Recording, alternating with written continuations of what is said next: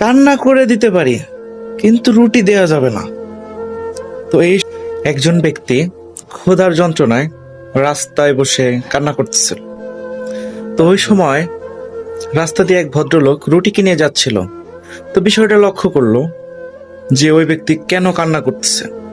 তো কাছে গেল, যাওয়ার পরে জিজ্ঞেস করলো, ভাই তুমি এভাবে কান্না কেন করতেছো?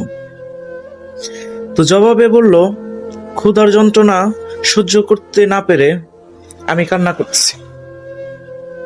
তো কিছুক্ষণের মধ্যে ওই রুটি কেনা ব্যক্তি ওই ব্যক্তির সাথে মিলে তিনিও কান্না শুরু করে দিছে। তো এই ঘটনা দেখে ক্ষুধার্ত ব্যক্তি বলছে, ভাই আপনি কেন কান্না করেন? জবাবে ওই ভদ্রলোক বলে, তুমি একা কান্না করতেছো, আমি তোমাকে কান্না করে একটু সাহায্য করি। তো তখন ওই ক্ষুধার্ত ব্যক্তি বলে, আপনার কাছে তো রুটি আছে, আমাকে দিলে আমি খেয়ে আমার ক্ষুধা নিবারণ করতে পারি, তো আপনি হুদাই কান্না কেন করতেছেন? তো ওই ভদ্রলোক বলে, কান্না করে দিতে পারি, কিন্তু রুটি দেয়া যাবে না।